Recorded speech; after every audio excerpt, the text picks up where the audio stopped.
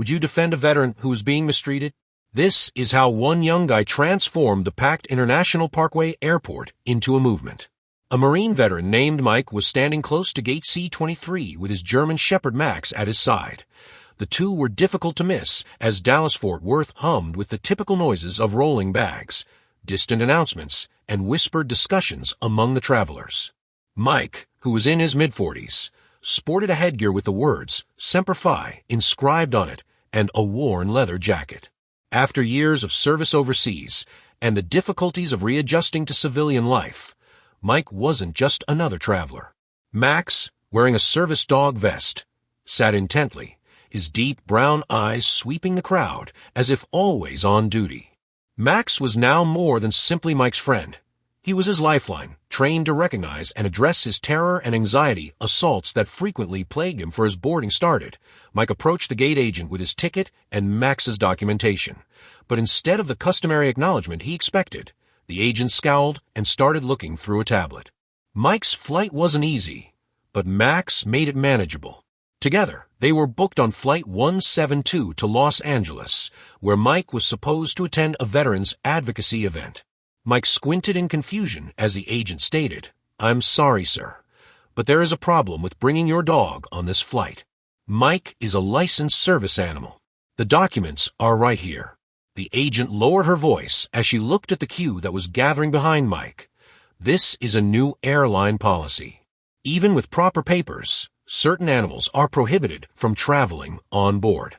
When Mike's steady but frustrated voice became firmer, the other passengers started to slow down and listen for bits of the conversation.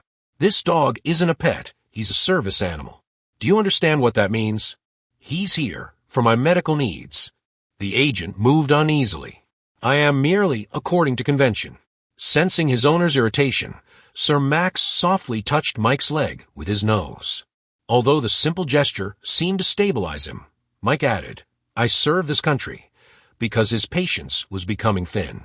"I didn't ask for the difficulties I returned with, but you're telling me that I'm trying my hardest to cope."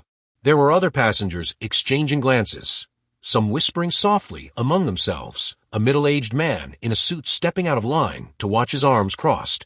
A young mother holding a toddler paused, her eyes narrowing as she listened. But it wasn't just the passengers paying attention. Tension was rising, and something was about to change. "I can't board because of some arbitrary rule." Mike's annoyance was evident, and Max's composed manner only served to emphasize the mounting anxiety near gate C-23. Passengers' whispers became more audible, with several obviously disturbed by what they were seeing. "Are you joking?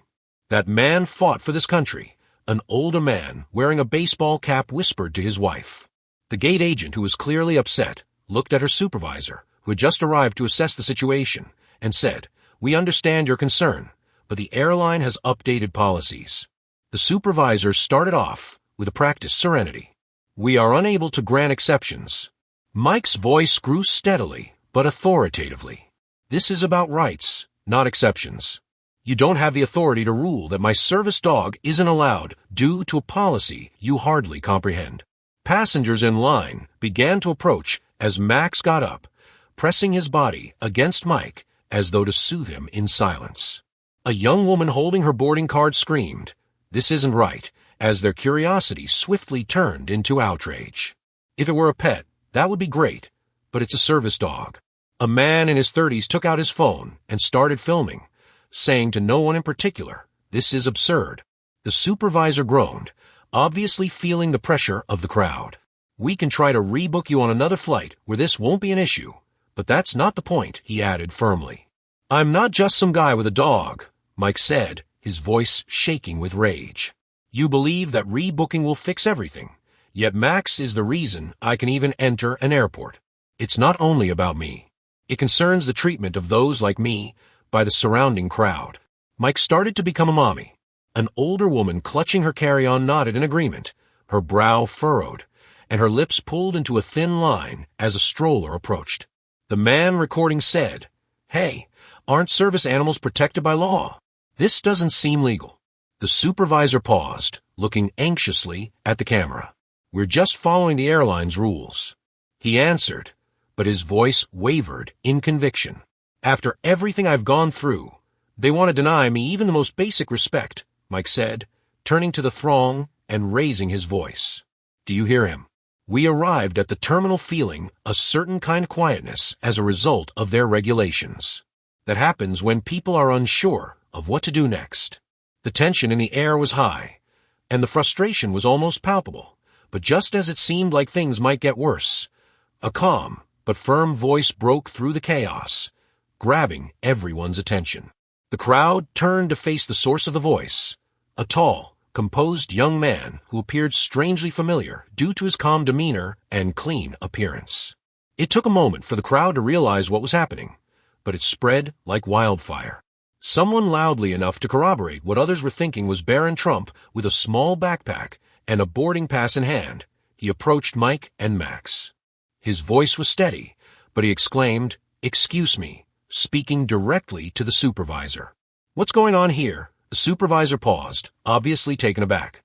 "This gentleman's service dog doesn't meet the updated requirements for this flight." Barron scowled, looking from Mike to Max. "What aspect of this circumstance seems acceptable to you?" The crowd, encouraged by Barron's presence, mumbled their agreement, but a woman nearby piped up. "This man is a Marine veteran, and that's a service dog precisely. He's not making any irrational demands." Barron spoke in a calm tone, yet his comments had a hint of abrasiveness. Supervisor's confidence clearly wavered as he opened his mouth to reply, but Barron went on, "This isn't just about rules. It's about doing the right thing. Imagine what this man has been through, and now you're denying him dignity over a technicality. I'm fairly certain that federal law protects service animals regardless of airline policies. Are you really willing to break a law over this?" Finally speaking, Mike, who had been silently observing, said, "Thank you. I didn't think anyone would defend me in this way." Barron gave him a nod before returning his attention to the supervisor. "To fix this, I advise you to contact a higher authority because the man with the phone recording the incident added that if this isn't resolved very away, it will become a much bigger problem. Would you really want to be the face of this tale, given that everyone is shooting it from every angle?" When the news broke, the supervisor, who was now obviously perspiring, took out his walkie-talkie and stated, "Let me talk to the manager on duty," before moving away. "Thank you for your service, sir." Barron turned back to Mike and held out his hand. Mike shook it, a glimmer of appreciation piercing his annoyance. "I've seen a lot in my life, but this is the first time. Thank you for stepping in, even though you didn't have to." Max appeared to calm down. His tail was waving gently, as though he could sense the shift in the atmosphere. The atmosphere in the terminal changed from what had begun as a quiet dispute to a collective stand as passengers gathered closer, their voices growing louder, some recording, others openly voicing their discontent. Although the tide appeared to be turning, the resolution was still far from certain, and the crowd watched, holding their collective breath to see what would happen next as the supervisor vanished into a nearby office to make a call. This goes beyond airline regulations. What happened to basic respect? A 50-something man asked no one in particular. A young mother with a stroller added, "It's disgusting." A Marine veteran and his service dog also commented, "This isn't even worth debating." Mike stood tall next to Barron, who spoke to the audience. "We must take action, even if it is inconvenient, because if we do not, what does it say about us? We cannot stand by and watch things like this happen." As the crowd mumbled in agreement, an elderly woman holding a cane stepped forward and said, "I've learned one thing. When someone is right, you fight for them. Don't let them fight alone." The group erupted in applause, startling the gate agents behind the counter as one of them nervously whispered to her colleague, her eyes darting toward the gathering crowd.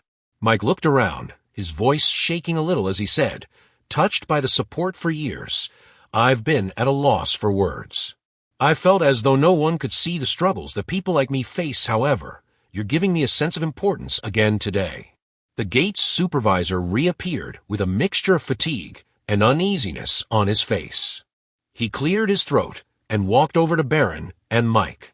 "We've spoken to the airline's management, and they've agreed to make an exception in this case." Max leaned into him, his steady presence grounding Mike in the moment. A teenage boy stepped forward, holding a notebook. "Sir, May I shake your hand? My grandpa was a Marine too. Mike smiled faintly and shook the boy's hand. Your grandpa must be proud of you. Mike, however, stated in a measured but authoritative tone, an exception, and raised a hand to silence them. This is about doing what's right for me and every veteran or disabled person who comes after me, not about making exceptions. Max, and I don't deserve a one-time pass. Barron agreed, nodding. He's right. The supervisor is obviously uncomfortable, but this isn't over. Policies like this need to be revisited. People shouldn't have to defend what the law already protects. Whispered. We'll forward that feedback to the relevant team, but the atmosphere in the audience had already changed. This was about more than simply Mike. As the supervisor retreated, the applause that everyone felt driven to fight for gradually subsided. His attempt to exert control slipped from his grasp. Mike took a deep breath and changed his position because he wanted significant change rather than a quick win. This isn't just about one flight or one veteran, Barron appeared to realize as he moved closer to Mike and spoke loudly enough for everyone to hear. Speaking to the crowd and gate agents, Barron stated that it is important to honor those who have sacrificed so much for this nation, and that such policies are not only inconvenient, but also detrimental. The gate supervisor paused, then gave a curt nod. You're right, he said, although it sounded more like a compromise. We'll ensure that this occurrence is examined at the company level rather than leading to a conviction. You didn't have to do any of this. You could have just waited in line and watched. Mike looked at Barron, and his gratitude was evident. Barron shook his head, saying that if we do nothing, we're contributing to the issue. My father always reminded me that doing the right thing isn't always simple, but it's always worthwhile. The manager pointed to the boarding area. Mr. Mike Max can now board, and we'll make sure you have a comfortable seat. Mike nodded, his shoulders becoming a little more relaxed. Despite his firm voice, thank you, but I hope you'll consider what this means. The crowd erupted in cheers as Mike and Max approached the gate, not only for them, but also for the ideal they stood for. People grinned, clapped, and shouted encouraging remarks for the next person in my shoes. As the two boarded the plane, Barron waited for a bit. A woman in her 30s came up to him and said something amazing. Most people wouldn't have said a word. Barron grinned slightly. Most people care. They just need someone to remind them they can make a difference.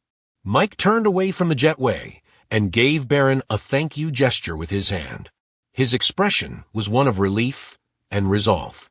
The terminal gradually returned to its normal rhythm, but the energy left behind felt different as people exchanged knowing glances and quiet words about what they had just witnessed. Strangers who would have otherwise passed each other by now felt a shared connection, one forged in a moment.